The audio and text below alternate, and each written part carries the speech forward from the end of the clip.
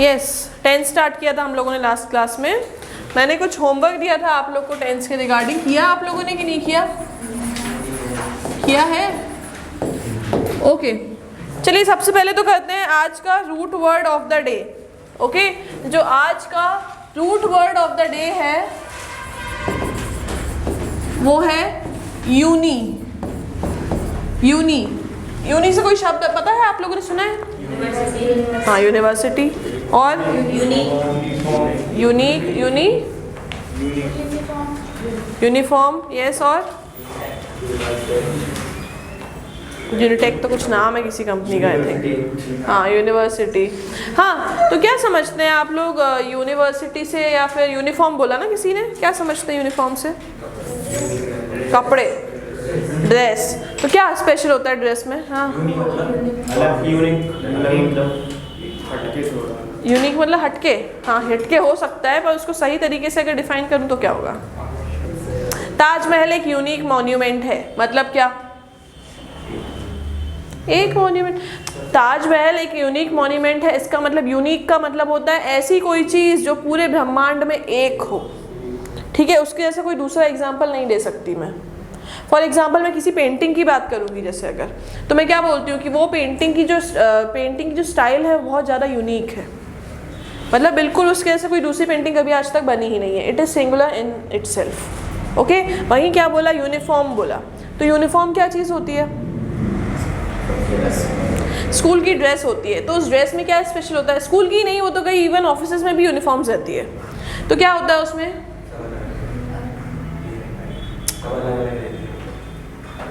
नहीं बेटा, अगर आपको मान लो, अगर आपको यहाँ इंस्टीट्यूट में कोई ड्रेस दे दी गई, या आप लोग एनएमवी में पढ़ते हो तो वहाँ पे भी सब लोग की ड्रेस है, अगर मान लो कॉलेजेस में पढ़ते हो तो अगर वहाँ पे ड्रेस है तो इसका मतलब क्या है कि वो ड्रेस क्या करती है? वो सभी बच्चों को एक सा अपीयरेंस देती है, सबका एक अपीयरेंस हो जाए। जैसे फॉर एग्जांपल अगर कोई बच्चा ऐसे बैकग्राउंड से आ रहा है जो अच्छे कपड़े अफोर्ड नहीं कर पा रहा है, कई बच्चा ऐसा आ रहा है जो महंगी कारों से आ रहा है, तो अगर इस टाइप से बच्चे आएंगे स्कूल में या कॉलेजेस में तो उससे क्या होता है? उससे डिफरेंस पता चलता है। ठीक है, पढ़ाई। और अगर स्कूल में भी ऐसा बच्चा आएगा तो उनमें अलग अलग डिफरेंट मतलब हम उसको कैटेगराइज कर पाएंगे फिर। लेकिन अगर यूनिफॉर्म दी जाती है तो इसका मतलब क्या होता है? इसका मतलब ये है कि हम सभी को एक ही लेवल पे रखना चाहते हैं, हम डिस्क्रिमिनेट नहीं करना चाहते किसी को, है ना। तो यूनिफॉर्म मतलब ऐसी ड्रेस जो सबको एक सा अपीयरेंस देती है। तो यूनी का मतलब होता है एक। ठीक है, यूनी जो रूट वर्ड होता है इसका मतलब होता है one. The meaning of it is one. Okay, अब देखो बेटा, यूनी का मतलब होता है वन, और इससे जो सबसे पहला शब्द है वो मैं बनाऊंगी क्या? यूनिकॉर्न। यूनिकॉर्न सुना है आप लोगों ने? कहाँ सुना है? गाड़ियों में। अच्छा, आप लोगों ने कोई ऐसी देखी है मूवी जैसे फेरी टेल जैसी होती है, जो परी कथा जैसी, उसमें एक सफ़ेद कलर का घोड़ा दिखाई देता है, देखा है? जो उड़ भी सकता है और जिसका एक सींग होता है, देखा है किसी ने? वाइट कलर का हॉर्स होता है वो, किसी ने देखा है कभी? फेरी टेल्स की बात होती है, परी कथाओं की, तो उसमें दिखाई देता है वो यूनिकॉर्न सफ़ेद कलर का। तो यूनिकॉर्न का मतलब होता है ऐसा हॉर्स जिसका एक सींग हो, जिसका एक ही सींग हो। तो unicorn means a horse which has one horn. Okay, फिर अगर सेकंड कहा जाए वर्ड, तो सेकंड वर्ड क्या होगा? सेकंड वर्ड होगा यूनिवर्स। तो आप लोगों ने बोला ही नहीं। यूनिवर्स का मतलब क्या होता है? यूनिवर्स सुने? हाँ, यूनिवर्स मतलब क्या? ब्रह्मांड। यस, हम जब ऐसे पूरी पृथ्वी को, सारे वर्ल्ड को अगर हम एक साथ एक टोटलिटी में कहें, सारे क्रिएशन को, मतलब जैसे भगवान ने जो भी क्रिएशन किया है, जैसे नदी, पानी, पृथ्वी, उसके बाद प्लैनेट्स हुए, सन हुए, ये सारी चीज़ों का अगर हम एक ही क्रिएशन में कहा जाएगा, एक किया जाएगा टोटलिटी सारे क्रिएशन को, तो वो क्या होगी? वो होगी यूनिवर्स। ओके, फिर उसके बाद सबसे थर्ड वर्ड जो हमने देखा था वो क्या है? वो है यूनिवर्सिटी। यूनिवर्सिटी क्या होता है? विश्व। आपने इंग्लिश की चीज़ को हिंदी में बोल दिया, उसका मतलब तो बताया नहीं आप लोगों ने। हाँ बताओ। यूनिवर्सिटी का मतलब होता है ऐसी जगह जहाँ पे ग्रेजुएट बच्चे, पोस्ट ग्रेजुएट बच्चे और अंडर ग्रेजुएट बच्चे एक साथ पढ़ते हैं। एक ऐसी जगह जहाँ पे पोस्ट ग्रेजुएट बच्चे, अंडर ग्रेजुएट बच्चे और जो ग्रेजुएशन कर रहे हैं वो तीनों ही एक साथ पढ़ते हैं या उन सब की पढ़ाई कराई जाती है, ठीक है। तो ऐसी प्लेस होती है वो, ओके। आगे समझ में, तो ये है यूनिवर्सिटी। फिर नेक्स्ट वर्ड जैसा कि मैंने आपको बताया था वो क्या था, यूनिक, ठीक है। यूनिक मैंने बताया था, यूनिक का मतलब क्या होता है, यूनिक मतलब ऐसी चीज़ जो ऑल ओवर द वर्ल्ड में सिंगल हो, ठीक है, जिसका कोई और दूसरा एग्जाम्पल उसके बारे में नहीं दे सकते हैं हम, ठीक है। ये कोई मॉन्यूमेंट हो सकता है, कोई पेंटिंग हो सकता है, ये कोई स्ट्रक्चर हो सकता है, कोई भी चीज़ हो सकती है, किसी का नाम हो सकता है। कई बार हम लोग बोलते हैं कि इसका नाम बहुत डिफरेंट है, बहुत यूनिक है, ठीक है। फिर ओके, फिर नेक्स्ट वर्ड जो हमने बताया था वो था यूनिफॉर्म। यूनिफॉर्म मतलब एक ऐसी ड्रेस जो सारे बच्चों को या सभी व्यक्तियों को एक सा क्या देती है, एक सा अपीयरेंस देती है, ओके। चलिए, अच्छा एक और आपने वर्ड सुना है यूनियन। क्या होता है यूनियन का मतलब, संघ, हाँ। और एग्जाम्पल लेके बताओ, यूनियन कहाँ से बोल सकते हैं, किस चीज़ के लिए बोल सकते हैं। स्टेट्स का यूनियन सुना है आपने कभी, सारे स्टेट्स का यूनियन। जैसे फॉर एग्जांपल जीएसटी लागू हुआ था हमारे यहाँ, तो धीरे धीरे सभी स्टेट्स ने अपना यूनियन बना लिया कि हाँ यार हम तो इसको अप्लाई करेंगे अपने स्टेट में भी, ठीक है। उस तरीके से एक और एग्जांपल, जैसे आपने मजदूर का यूनियन सुना है, हाँ, कि मतलब लेबर्स का यूनियन बन गया है कि वो काम नहीं करेंगे जब तक कि उनको बोनस नहीं दिया जाएगा इसके अगेंस्ट। तो वो तो लीडर इज़ डिफरेंट, मैं यूनियन बता रही हूँ। यूनियन का लीडर होता है वो समथिंग एल्स, जो लीड करता है पूरे यूनियन को, वो बात अलग है, ठीक है। बट यूनियन क्या होती है मैं भी वो समझा रही हूँ, ठीक है। तो यूनियन मतलब क्या होता है कि जब बहुत सारे लोग डिफरेंट पार्ट से आकर या डिफरेंट लोग एक साथ होते हैं तो वो क्या कहलाता है, वो कहलाता है यूनियन, ठीक है। आया समझ में। फिर एक और शब्द इसका होता है जो क्या होता है, वो होता है यूनिफाइड। यूनिफाइड का क्या मतलब होता है, यूनिफाइड का मतलब होता है कि इन्हीं दो चीज़ों को मिलाकर जब एक बना दिया जाता है तो वो कहलाती है यूनिफाइड, ठीक है। जब दो चीज़ें मिलके एक हो जाती हैं तो वो होता है यूनिफाइड, ओके। चलिए लिखना स्टार्ट करिए।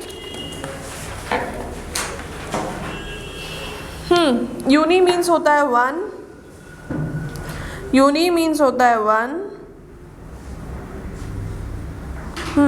उसके बाद लिखो यूनिकॉर्न मीन्स, यूनिकॉर्न पहला लिखो, इसमें लिखो horse with one horn. Horn मतलब होता है सींग, ओके। हाँ, इसमें लिखो हॉर्स विथ वन हॉर्न, ये लिखा है सामने, horse with one horn, okay. Second लिखो यूनिवर्स, यूनिवर्स, इसमें लिखो creation, creation, creation turned, turned into, into INT और into one totality, totality TOTALITY, creation turned into one totality, into one totality, full stop. Third लिखो university, third लिखो university, okay. इसमें लिखो one area, one area of academic learning, academic ये होता है, ठीक है। मतलब पढ़ाई लिखाई से संबंधित कोई भी चीज़ होती है तो वो कहलाती है एकेडमिक, ठीक है। तो इसमें लिखेंगे one area of academic learning, of academic learning for graduate and under graduate degrees, for graduate GRADUATE, graduate and under graduate and undergraduate degrees, okay. Next लिखो यूनिक, यूनिक, इसमें लिखो pertaining, pertaining PERTAINING, pertaining का मतलब होता है संबंधित या किसी चीज़ के बारे में बात होना, ठीक है। लिखो pertaining to something, pertaining to something of which there is only one example, pertaining to something of which there is only one example,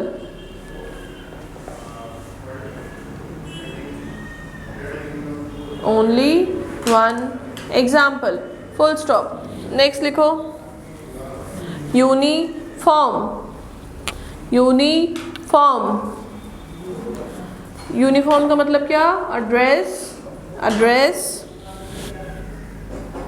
और क्लोथ्स, और clothes which give, which WHICH, which give one appearance, which give one appearance, full stop। Next लिखो union, next word is union. लिखिए सामने, spelling mistake नहीं होनी चाहिए। Union इसका मतलब होता है a making of one, a making of one from different parts or people, a making of one from different parts or people,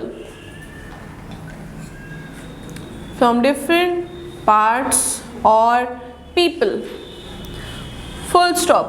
next लिखो unified, unified इसका मतलब होता है made as one, unified means made as one, लिख लिया। अच्छा बेटा, आपने एक शब्द सुना है यूनिट, क्या होता है उसका मतलब? हाँ, इकाई बोल सकते हैं, ठीक है। और क्या बोल सकते हैं? टाइम का यूनिट जो है वो क्या है? मिनट है, सेकंड है ना? तो मतलब क्या? Measurement, measurement quantity you can say, ठीक है। तो यूनिट का मतलब क्या होता है? कोई, जैसे देखो यूनिट इस चीज़, दो चीज़ों के लिए यूज़ हो सकता है। एक तो किसी चीज़ की जो मेजरमेंट क्वांटिटी होती है ना, उसके लिए हम यूनिट बोल सकते हैं, ठीक है। दूसरी चीज़ हम किसके लिए बोल सकते हैं? जब हम किसी एक चीज़ की बात कर रहे हैं तो हम क्या बोलेंगे? There is one unit of pen present here. मतलब जब एक चीज़ की बात हो रही होती है तब भी हम क्या यूज़ करते हैं? तो हम यूज़ करते हैं वन, सॉरी यूनिट। ओके, आए समझ में? There is one unit of what? There is one unit of fruit present in the fridge. तो मतलब क्या है? सिर्फ एक फल प्रेजेंट है, ठीक है। तो यूनिट, यूनिट भी लिख लो बेटा एक और। Unit one of a whole range of things, one of a whole range of things. अच्छा बेटा, यूनाइटेड स्टेट्स का नाम सुना आपने? क्या है United states? United states of America, मतलब यूएसए का फुल फॉर्म अगर कहेंगे तो यूनाइटेड स्टेट्स है। क्या होता है यूनाइटेड स्टेट्स का मतलब? हाँ, मतलब बहुत सारे जो स्टेट्स हैं उन लोगों ने क्या किया? उनने यूनियन बनाया, और यूनियन बना के क्या हुआ? उनने एक देश का निर्माण कर लिया, ठीक है। जो छोटे छोटे स्टेट्स हैं वो बहुत सारे कलेक्ट हुए, एक साथ आए और आगे आके उन लोगों ने एक देश का निर्माण कर लिया। तो वो क्या कहलाएगा? वो कहलाएगा यूनाइटेड स्टेट्स। ओके, तो हमने आज का वर्ड क्या किया? आज का जो हमारा रूट वर्ड था वो था यूनी। यूनी का मतलब होता है क्या? वन, ठीक है। उससे मैंने डिफरेंट वर्ड्स किए, जैसे unicorn, universe, university, unique, uniform, union, unified and unit, ठीक है। ये सभी शब्द कहीं ना कहीं कोई एक चीज की स्पेशल क्वालिटी के बारे में बात कर रहे हैं। आगे समझ में? चलें आगे बढ़े। ओके, हम पढ़ रहे थे टेंस, टेंस पढ़ रहे थे हम लोग। यस, कितना पढ़ लिया था हम लोगों ने?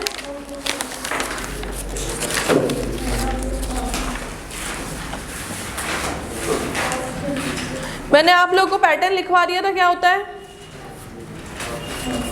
टेंस का पैटर्न लिखवाया था। ओके, चलिए अब एक सेंटेंस लिखिए ज़रा। एक सेंटेंस है, I play hockey. I play hockey. You have 5 minutes, convert करो जरा इसको सभी फॉर्म में। मैंने क्या बताया था, देखो मैंने सबसे पहले, अगर चलो थोड़ा सा रिवाइज कर लेती हूँ जो लोग एब्सेंट थे उस दिन के लिए। टेंस जो है 3 टाइप के होते हैं। क्या होता है, सबसे पहले पास्ट होता है, फिर होता है प्रेजेंट, और एक क्या होता है, एक होता है फ्यूचर। ये 3 टाइप के क्या होते हैं, टेंस होते हैं। ओके, अब ये देखो बेटा, पास्ट अगर सबकी बात करें तो ये फर्दर और क्या 4 चीज़ों में ये फर्दर डिवाइडेड है। ठीक है, ये फर्दर डिवाइडेड है। तो पास्ट का क्या होगा, पास्ट सबसे पहले रहता है सिंपल या फिर indefinite past tense. Okay, second one जो होता है वो क्या होता है, past continuous tense. Third one होता है पास्ट परफेक्ट टेंस, और लास्ट होता है पास्ट परफेक्ट कंटिन्यूअस टेंस। अगर मैं बात करूं प्रेजेंट की, तो प्रेजेंट के भी यही 4 पार्ट होंगे। फर्स्ट होगा simple present tense, second one होगा present continuous tense, third one is present perfect tense, and the fourth one और the last one is present perfect continuous tense. ठीक है, इसी प्रकार से फ्यूचर में भी यही 4 डिविजन रहते हैं। फर्स्ट डिविजन होता है फ्यूचर का simple future tense, okay, second one is future continuous tense, third one is future perfect tense, and the last one is future perfect continuous tense. okay, अब देखो बेटा, अगर मैं बात, ये तो मैंने बता दिया कि इनके सबसे पहले टेंस है, फिर टेंस डिवाइडेड है इनमें, और उसके 4 पार्ट है। अब टेंस क्या होता है, अगर टेंस बोला जाए तो टेंस होता है वर्ब का ऐसा फॉर्म जो हमको किसी पर्टिकुलर टाइम पे कोई बात हो रही है वो चीज़ दर्शाता है। ठीक है, मतलब it is a form of verb which shows time as well as action, कि किस टाइम पे कौन सा एक्शन हो रहा है। ओके, तो देखो बेटा, फिर उसके बाद क्या बोला मैंने कि ये तो हो गए इनके टाइप, और फिर उसके हो गए सब टाइप्स। ठीक है, अब सिंपल अगर किसी चीज़ का है तो सिंपल में क्या होता है, सिंपल में किसी भी वर्ब का जो होता है ना बेटा, मेन फॉर्म रहता है। ठीक है, मेन फॉर्म मतलब क्या, जैसे फॉर एग्जाम्पल कोई वर्ब है रन, कोई वर्ब है ड्रिंक, तो ये एज इट इज़ ही रहेगा। ज़्यादा से ज़्यादा इसमें एस और ई एस लगता है अकॉर्डिंग टू द सेंटेंस, कि कैसे सेंटेंस की बात हो रही होती है। ठीक है, फिर उसके बाद मैंने बताया था कंटिन्यूअस। कंटिन्यूअस का मतलब होता है ऐसी कोई चीज़ जो लगातार चल रही हो। ठीक है, जो हो रही है, अभी भी हो रही है। जैसे बच्चे खेल रहे हैं, पढ़ रहे हैं, खा रहे हैं, डांस कर रहे हैं। ओके, तो इसका मतलब क्या होता है, कंटिन्यूअस मतलब ऐसी कोई चीज़ जो लगातार चल रही है। कंटिन्यूअस में हम क्या कहते हैं, हम वर्ब में आईएनजी लगाते हैं। हमेशा आईएनजी लगेगा ही लगेगा, बिना आईएनजी लगे वर्ब का फॉर्म नहीं होगा इन कंटिन्यूअस। आया समझ में? ठीक है, और इसके साथ एक और हेल्पिंग वर्ब भी लगते हैं। हेल्पिंग वर्ब मतलब होता है सहायक क्रिया। जैसे ये मेन वर्ब होता है ना, ऐसे कुछ हेल्पिंग वर्ब भी होते हैं। हेल्पिंग वर्ब क्या होते हैं, is, am, are, can, has, have, ये विल, शैल, ये सारे क्या होते हैं, ये सारे होते हैं हेल्पिंग वर्ब, जिनका अकेले कोई मतलब नहीं होता है, लेकिन वो वर्ब में मिलके कोई एक मीनिंगफुल वाक्य बना देते हैं। आया समझ में आप लोग को? ओके, तो देखो इसमें क्या लगता है, जब कंटिन्यूस यूज करते हैं तो हम is, am, are plus I N G. Am लगता है आई के साथ, जैसे I am eating fruit. Is लगता है कोई एक बच्चे के पास, जैसे he is sitting on the chair. Are लगता है क्या, they are sitting on the chairs. आया समझ में? फिर उसके बाद थर्ड मैंने आपको बताया था परफेक्ट। परफेक्ट मतलब ऐसा कोई काम जो कुछ पर्टिकुलर टाइम पे स्टार्ट हुआ था और हो चुका है, कंप्लीटेड है वो। ठीक है, जैसे they have played the match very well, मतलब उनने बहुत अच्छा मैच खेला। ठीक है, तो इसमें क्या लगता है, प्रेजेंट का रहेगा। अगर परफेक्ट तो उसमें लगेगा हैज़ और हैव, और उसके साथ लगेगा वर्ब का कौन सा फॉर्म, थर्ड फॉर्म वर्ब का। ठीक है, वर्ब का थर्ड फॉर्म तीनों के परफेक्ट में लगता है। आगे समझ में, परफेक्ट मतलब वर्ब का थर्ड फॉर्म। और अगर पास्ट की बात होती है तो उसमें लगता है हैड, अगर प्रेजेंट की बात हो रही होती है तो हैज़ और हैव, और फ्यूचर की बात हो रही होती है तो shall and will have, will shall have. Okay, आगे समझ में। और वही अगर परफेक्ट कंटिन्यूअस होता है, मतलब चौथा सब टाइप होता है, तो वो क्या बताता है, चौथा सब टाइप ये बताता है कि हम लोग को किसी भी चीज़, ये बताता है कि कोई भी ऐसा काम है जो कुछ पर्टिकुलर पीरियड ऑफ टाइम में शुरू हुआ है और अभी जो है ना चल रहा है अभी भी, और कुछ पर्टिकुलर पीरियड ऑफ टाइम तक चलेगा। जैसे जैसे 2 महीने तक ये बिल्डिंग कंप्लीट होती रहेगी, मतलब वो काम जो है वो अभी भी चल रहा है, उसका कोई फिक्स नहीं है, पर वो कुछ पर्टिकुलर टाइम डिपेंडेंट है वो काम। जैसे मैं क्या बोलूँगी, she will have been studying this lesson for 2 hours। आए समझ में? अगर मैं इसमें समय नहीं लगाऊंगी तो वो वाक्य परफेक्ट कंटिन्यूस का नहीं बन सकता है, मुझे इसमें टाइम लगाना बहुत ज़्यादा ज़रूरी है। जैसे मैं बोलूँगी since morning, for 2 hours, for 2 months, for 2 years। आया समझ में? तो ये क्या होता है, ये होते हैं प्रॉपर टेंस के फॉर्म। और टेंस के मैंने उस टाइम पे कुछ रूल्स बताए थे आप लोग को कि कौन से में क्या होता है, कि कहाँ पे जाता हूँ होता है, कहाँ पे हो चुका होता है, कहाँ पे वर्ब किस अकॉर्डिंग काम करता है। आया? अब मैंने एक सेंटेंस दिया है आपको, आई प्ले हॉकी। अब इसको हम कन्वर्ट करेंगे टेंस के सभी फॉर्म्स में। चलिए करके बताइए, 5 मिनट आपके पास, फिर मैं बताऊंगी। सबसे पहले होना चाहिए सिंपल पास्ट, फिर होना चाहिए पास्ट कंटिन्यूअस, पास्ट परफेक्ट और पास्ट परफेक्ट कंटिन्यूअस। उसी प्रकार से प्रेजेंट का, उसी प्रकार से फ्यूचर का। 5 मिनट है आपके पास, करिए ज़रा।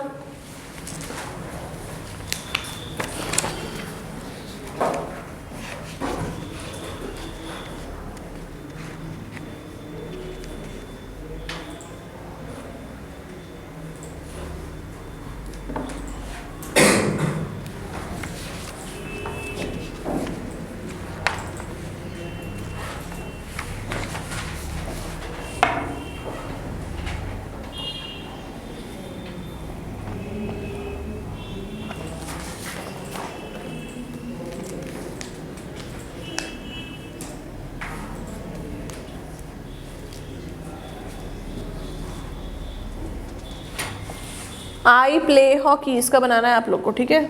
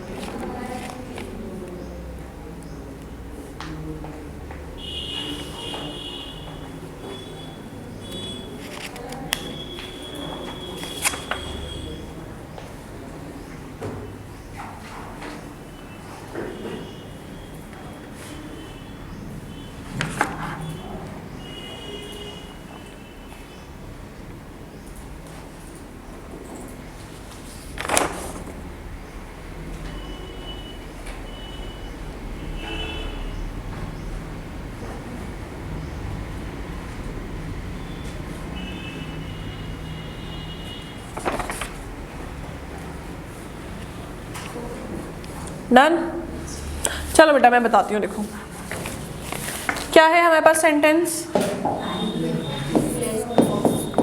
आई प्ले हॉकी, ये मेरे पास प्रेजेंट है सेंटेंस, ठीक है? सबसे पहले मुझे इसको पास्ट में कन्वर्ट करना है। पास्ट का क्या किया मैंने, सबसे पहले सिंपल पास्ट टेंस। देखो सिंपल पास्ट टेंस है तो हमें सबसे पहले तो ये देखना पड़ेगा टेंस कन्वर्ट करने में कि इसमें वर्ब क्या है। वर्ब क्या है? प्ले है इसमें, तो प्ले क्या हो जाएगा, प्ले कन्वर्ट हो जाएगा किसमें, सेकंड फॉर्म में। तो इसका वाक्य क्या हो जाएगा, आई प्लेड हॉकी, ये हो जाएगा इसका करेक्ट सेंटेंस, ठीक है? फिर सेकंड क्या हो जाएगा, past continuous.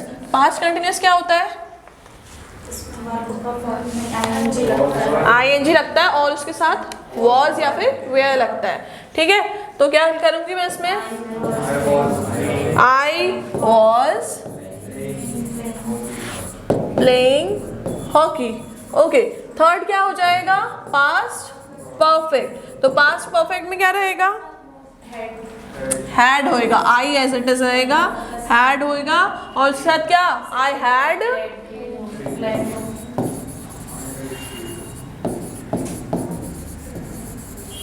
Okay yes. Next हो जाएगा परफेक्ट, हाँ इसमें क्या हो जाएगा, आई, फिर टाइम लगाओ कुछ, हाँ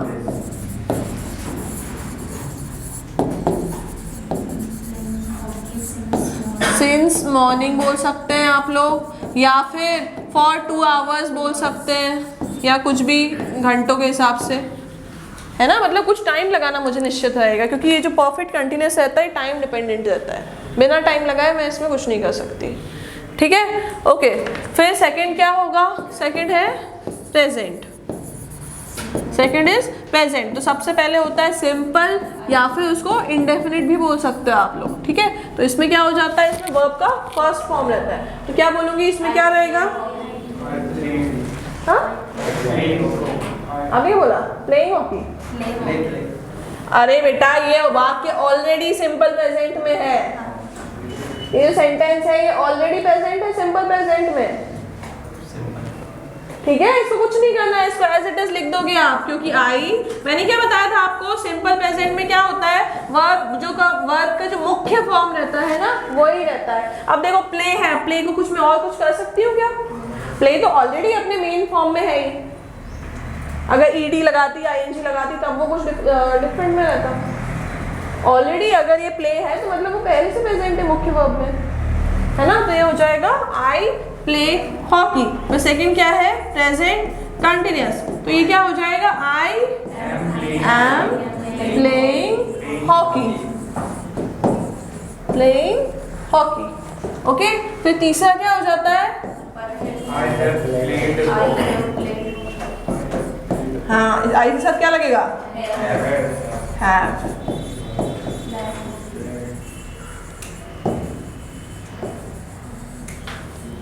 ओके, लास्ट वन क्या है, present perfect continuous.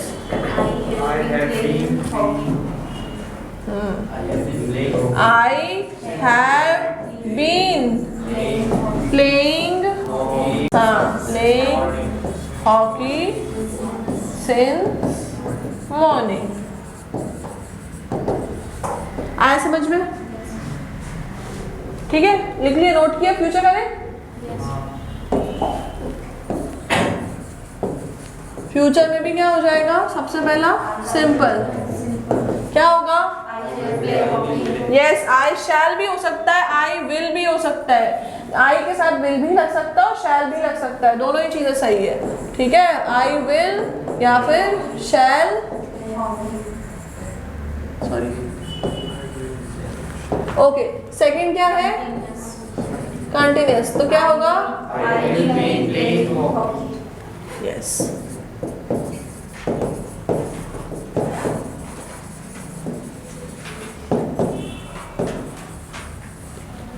Yes, next है परफेक्ट, तो क्या होगा परफेक्ट में, I will have played hockey.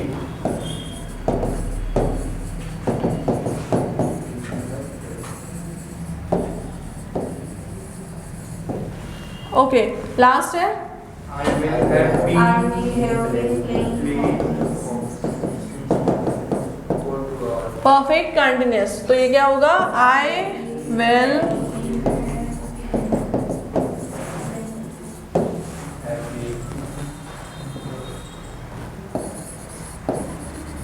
Playing hockey. आगे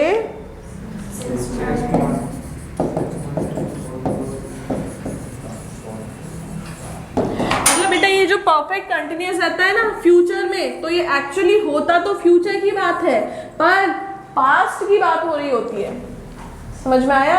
मतलब फ्यूचर में हम पास्ट की बात कर रहे हैं, जैसे I will have been playing, मतलब मैं थोड़ी देर बाद सुबह से मैच खेल रहा होऊंगा, इतना टाइम हो जाएगा,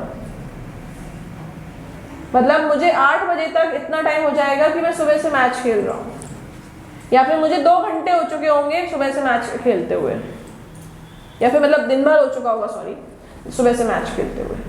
तो ये क्या बात होती है, आई विल हैव, ये मतलब फ्यूचर की बात हो रही है। सिंस मॉर्निंग, सिंस मतलब जो समय निकल चुका है, सिंस मतलब जो ऑलरेडी टाइम निकल चुका है उसकी बात हो रही है, कहाँ पे, फ्यूचर में, ठीक है। ओके, चलिए लिखिए थोड़ा, टेंस की डेफिनेशन लिखवा दी थी मैंने उस दिन, हाँ, उसके बाद आगे लिखो simple present tense, simple present tense, इसमें लिखो the simple present tense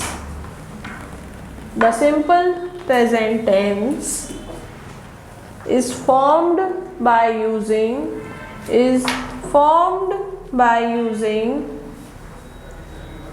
the main verb, full stop.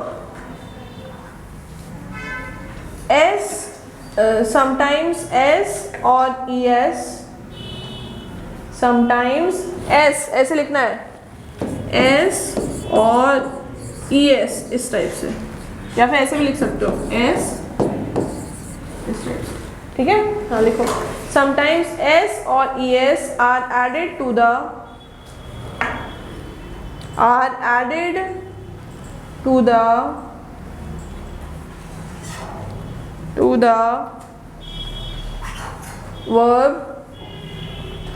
verb for the third person singular.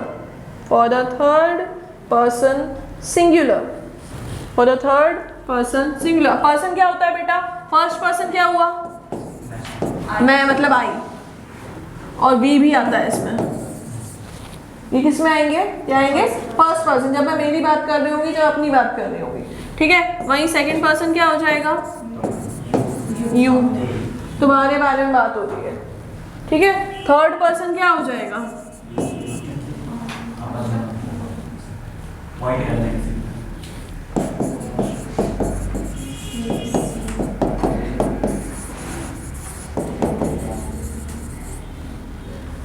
ये किसमें आएगा? ये सारा आएगा थर्ड पर्सन में, ठीक है। तो इसमें क्या बात हो रही है? वो ये बोल रहे हैं कि हम सिर्फ एस या ई एस किस में लगाते हैं? थर्ड पर्सन सिंगुलर में। थर्ड पर्सन सिंगुलर मतलब ये, ही और शी में, okay. And sorry, he and she, full stop.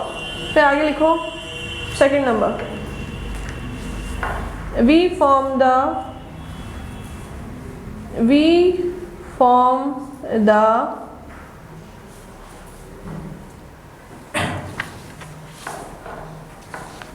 negative sentences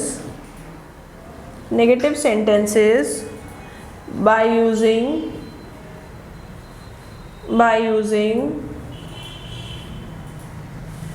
doesn't or don't before the main verb.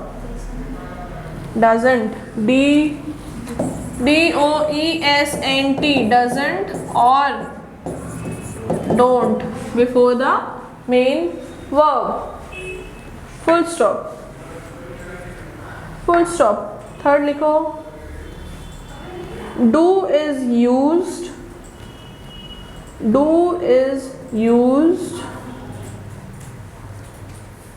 with I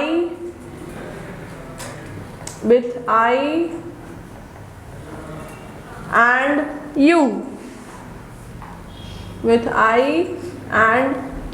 bracket में लिखो first and second person.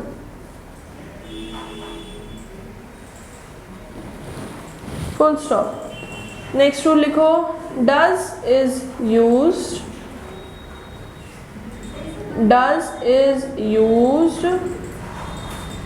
with he, she, that is third person singular.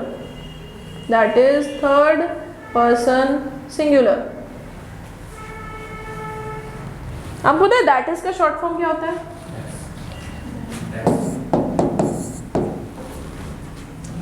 ये कहीं IE लिखा होगा ना, इसका मतलब होता है दैट इज। कई बार देखा होगा आपने, इंग्लिश में लिखा रहता है कई जगह IE, तो IE का मतलब होता है दैट इज। इसको आप दैट इज लिख लो या फिर IE लिख लो, ठीक है। ओके, नेक्स्ट रूल लिखो।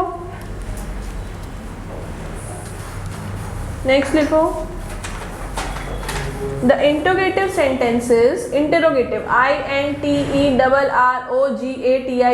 इंटरोगेटिव मतलब प्रश्न पूछने वाले, प्रश्नवाचक। The interrogative sentences are formed by using do or does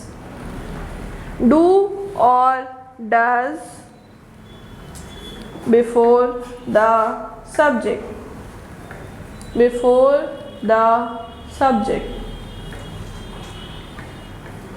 full stop. Subject क्या होता है आपको पता है? किसी भी सेंटेंस का सब्जेक्ट क्या होता है? किसी भी सेंटेंस की बॉडी क्या होती है? जैसे अगर ये हुआ the children are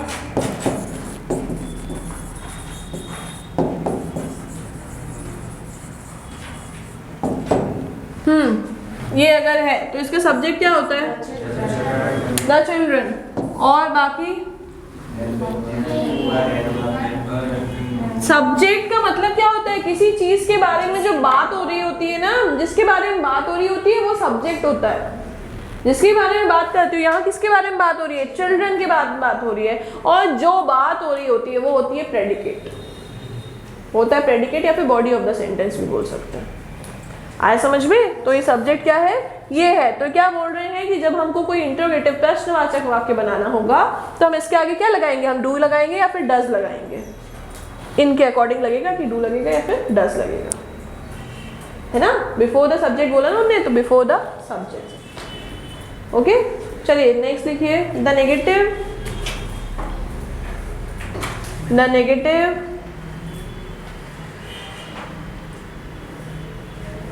interrogative sentences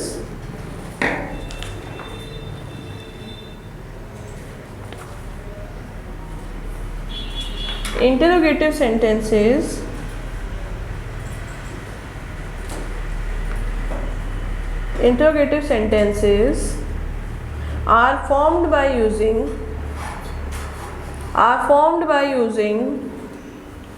do or does before the subject, and not after the subject, full stop। Okay, next line में लिखो,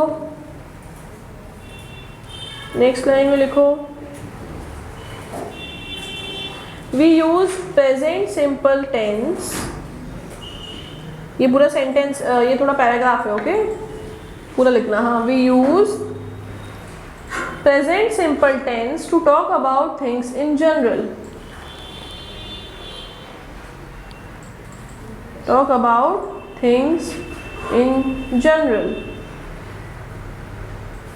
ओके। इसी में आगे लिखो, we are not talking about only now, मतलब हम सिर्फ अभी की बात नहीं कर रहे हैं। आई प्ले हॉकी, मतलब मैं सिर्फ अभी नहीं खेल रहा हूँ ये चीज़, मैं हमेशा खेलता हूँ, मतलब मेरी हॉबी है ये। कभी मेरे पास फ्री टाइम रहता है, या हो सकता है कि मैंने उस क्लब की मेंबरशिप लेके रखी हो जहाँ पे हॉकी खेली जाती है, ठीक है। तो सिंपल प्रेजेंट टेंस जनरली बात कर रहे होते हैं तब यूज होता है, ओके। फिर इसमें लिखो आगे, सॉरी एग्जाम्पल लिखो इसमें। I take my breakfast every day,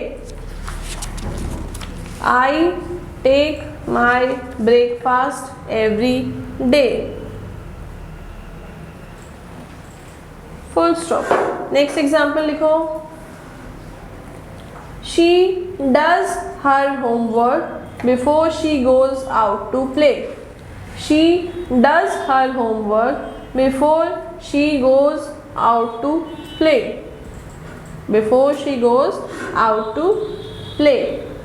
third example लिखो, he does the dishes every night,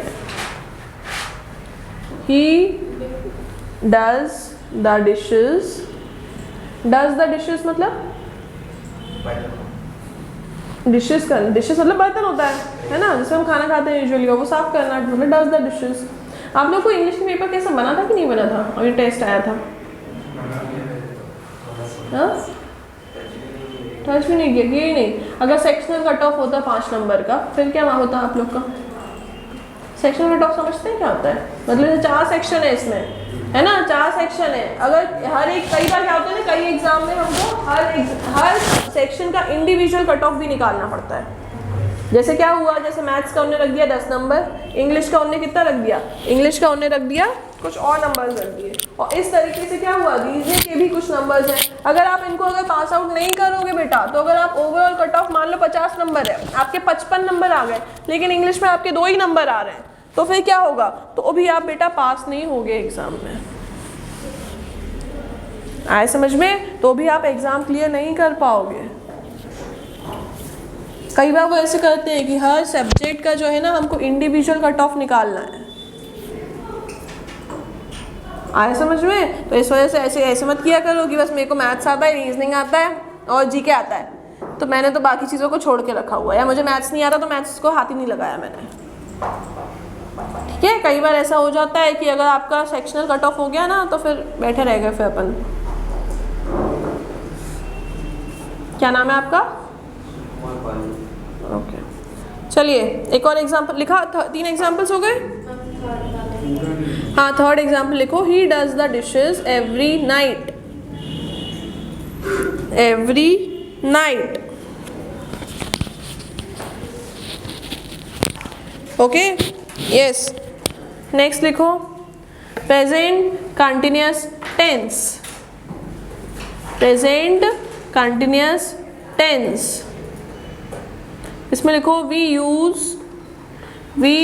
use present continuous tense. Present continuous tense, spelling लिखो कंटिन्यूअस की, CONTINUOUS, कंटिन्यूअसली कोई चीज चल रही है। ठीक है, present continuous tense, to talk about something, that is happening, happening, HAPPENING, that is happening at the time of speaking, full stop. It shows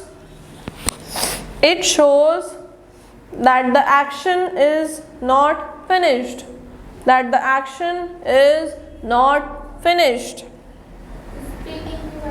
Speaking, full stop. It shows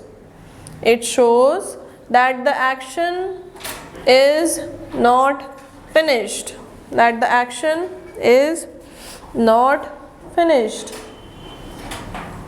Full stop.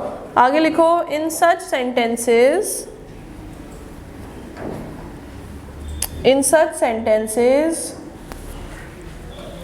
the pattern that is followed is the pattern that is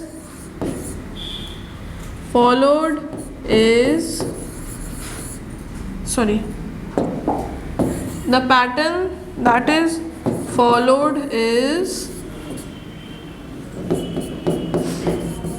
this. ये लिखो, that is followed is this. लिखा, फिर उसका full stop लगाओ, फिर लिखो, it is used to show continuation. It is used to show continuation. It is used to show continuation. Full stop. Example लिखो, girls are playing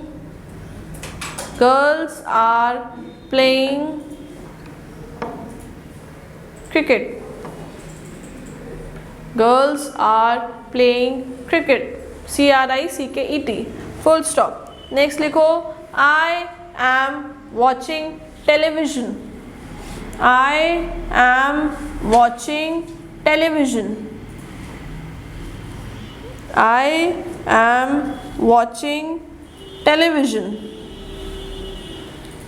Full stop. Yes बेटा, ये 2 sentences हमारे किसके हुए? ये सेंटेंसेस हमारे हुए प्रेजेंट कंटिन्यूअस के। ठीक है, चलिए आज की क्लास यहीं पे है। नेक्स्ट हम नेक्स्ट क्लास में करेंगे।